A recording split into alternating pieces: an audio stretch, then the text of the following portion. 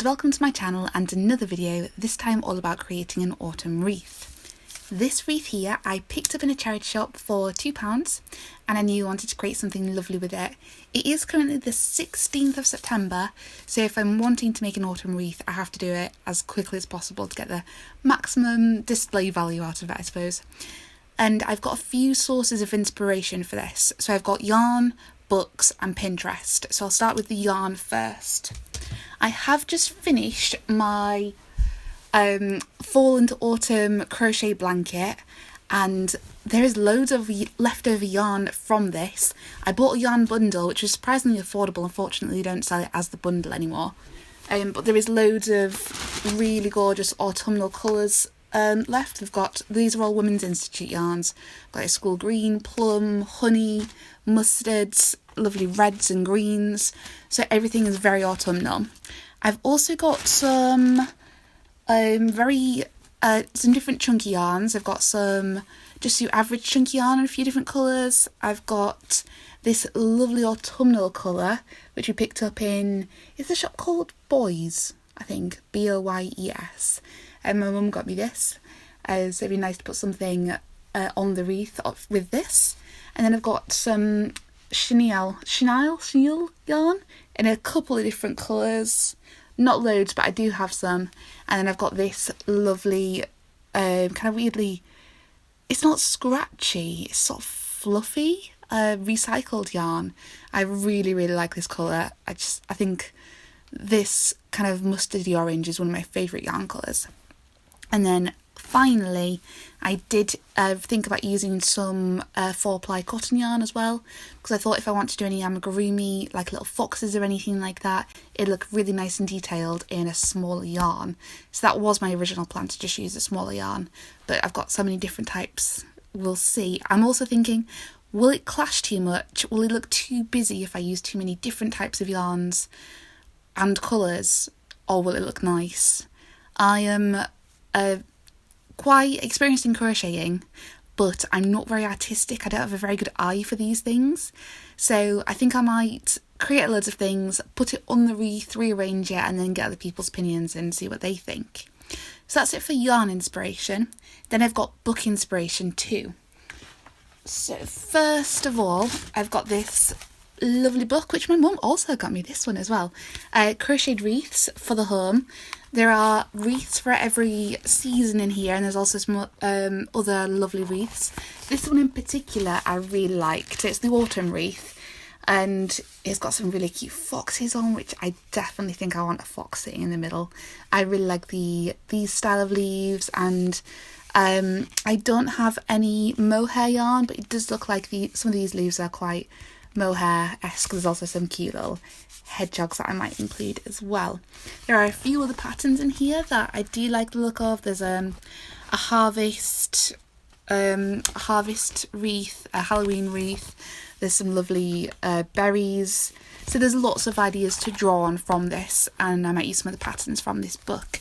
The author is Anna, oh dear, I should have looked at this before I tried to say it, Anna Nikipirovitz, something. It sounds Polish. I probably should have asked my dad because he's very good at Polish, so he will know how to pronounce this. But yeah, really lovely book. And the second book I've drawn inspiration from is Crochet College Garden, which I think my lovely friend Megan got for me.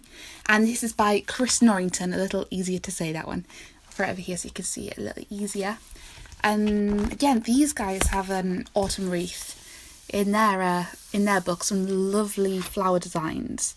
And with this one, I really like the detail you can get in the stitches, the how defined they are.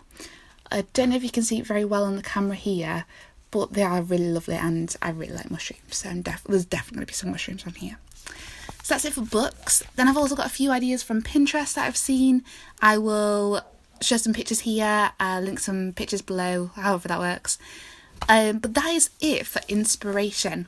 So I will get on with the making, and I will reconvene with you when I've made a few leaves and a few mushrooms and things like that. I'm back again, this time a few days later, and I have created all of the individual pieces for the wreath, I think. So I'll show you what I've got and tell you where I got the patterns from. So first of all, I've got this little sleeping fox. So the idea is, where's my wreath? That this can sit on the wreath, looking like it's falling asleep. This pattern is completely free. This was from, let's see, where are my notes gone? Oh, Nat from Sowing the Seeds of Love Instagram page. You can also find this pattern. My cat is turning my chair, which has my camera on. Thank you, Uhtred. Back to me now. Anyway, this pattern is free on Hobbycraft as well, and I also got from the same designer these two little acorns here. I have to hold my chair now. There we are, he's gone. These two little acorns. Let me see if I can make them a bit clearer. I've done this in a nice light brown yarn and then a cream yarn for the bottom part. The fox, I should say. It's obviously a dark orange, and then black for the details and white for certain parts of it. A cream, the same cream as the bottom of the acorns actually, for the fox. Next up we have these, I think they're like maple leaves. This pattern I got from the book that I showed you, the crocheted wreaths for the home. I've done 3 of these in a green, a brown and a mustard colour. I've tried to leave on tails for everything so that hopefully I can tie them onto the wreath rather than gluing them. 1, because I'd like to be able to take everything off the wreath, and 2, because I've only got 4 sticks of glue left for my glue gun and I don't think that's going to be enough. These maple leaves, I've already told you where they're from, but also from the same book I crocheted this little hedgehog. Cute little hedgehog. One thing I would have liked to do differently is embroider this eye in particular, I hate that word, slightly differently because it's kind of escaping into the spines of the hedgehog. But it is a really cute little pattern and it's going to be facing that way in the wreath anyway, so it'll be absolutely fine. If it was a gift for someone else, I probably would redo this, but because it's just for me, there's been quite a few things in this project where I've been like, that's fine. See what my next part is. Sorry, my notes are on my phone, which doesn't want to work anymore. It's not doing anything anymore. There we are. Next we've got the oak leaves. I did 3 of these, again in the green, brown and mustard colour. This pattern is from a blog called In the Yarn Garden, and the blogger I believe was called Sandra Benefield. I had 2 different attempts to make oak leaves before I found this pattern, and I couldn't find an oak leaf pattern that was symmetrical. It was really difficult to find a quality pattern for free. That was being quite cheap. But this one, yeah, it's turned out really nicely. It's just got a few cat hairs on. Let me remove them. But the shape's really lovely. It's quite symmetrical. Exactly what I wanted. I like the size of them too, because the wreath I've got is quite big. It's going to provide a lot of coverage for it. And then lastly, I've got these little mushrooms in red and cream. I've embroidered the top with French knot, I think it's called. I'm not very qualified or expert in embroidery, but I have done a little bit here and there, and that's one example of it. I like these mushrooms. This is from another blog, Thorisby Cottage blog, I believe it's called, and the blogger is called Katie. I have used this pattern before for mushrooms. I really like it. There's 2 different caps you can do in this pattern. There is the rounded cap, there's also a more pointed cap as well. That was Uhtred asking for a bit of attention. I will go and play with him as soon as I've done this bit of filming. I'll be one moment, Uhtred.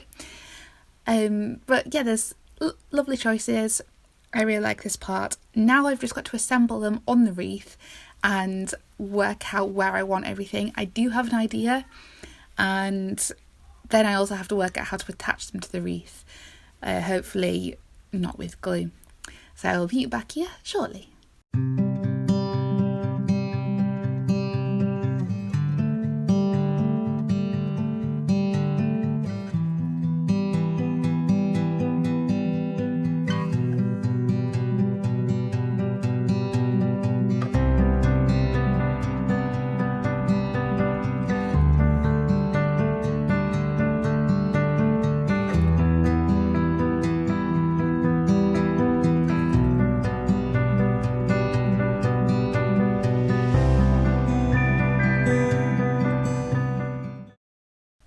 here we have all of the elements sewn on and the wreath is finished.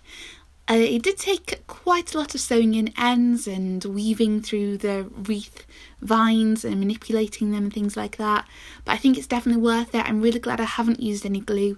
If I do ever want to take anything off, I now can do. If I ever want to use this wreath for a Christmas wreath, for example, or a spring wreath, I can just take these things off and then put them back on in the autumn.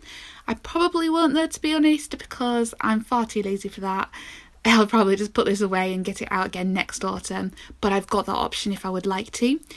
These leaves, I did consider making a few more, but I like the way it looks. And these oak leaves here, I did consider blocking them as well, but I liked the fact that they're a bit curly because they are curly in nature. Is that what I'm telling myself though, or is that just laziness? It wouldn't have taken very long to block them.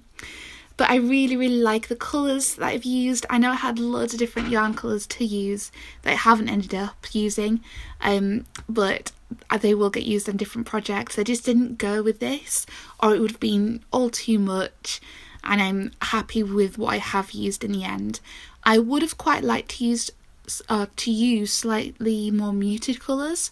For example, I wanted a paler green, a paler brown as well for some of the leaves, but with the colour combinations I do have, I think it works alright. I wouldn't have minded a darker red as well, but overall I'm very happy with it. Again, it's just for myself, so now I just have to find an appropriate bit of wall to hang it on. Might need a new nail, maybe a ribbon in the top. I keep turning it that way, it goes that way, doesn't it? Future Chloe here. I have just made a couple of edits to my wreath, I'll show you. So here is the wreath, and there we are. I've just added some of these lights, these battery operated lights around it. I felt like it was missing something. There we are, it goes that way, doesn't it? And it does look a lot nicer now, I believe. And I was quite lazy and I just ironed the back of these to try and block them a little bit. It is acrylic yarn, but I thought if I do the back, no one's looking at the back, it doesn't really matter. Yeah, they're absolutely fine. Didn't really do much there. I'm such a lazy blocker. I need to, learn more about blocking. That's probably my next step in my crochet journey. But yeah, here it is, looking nice and cute and ready for the door. I still don't know where I'm going to put it up, but I'm sure I'll find somewhere soon. I hate putting nails in the walls. We'll find one. Anyway, give this video a like. If you did like it, please subscribe. Thank you so much for watching, and I will see you in the next one. Goodbye.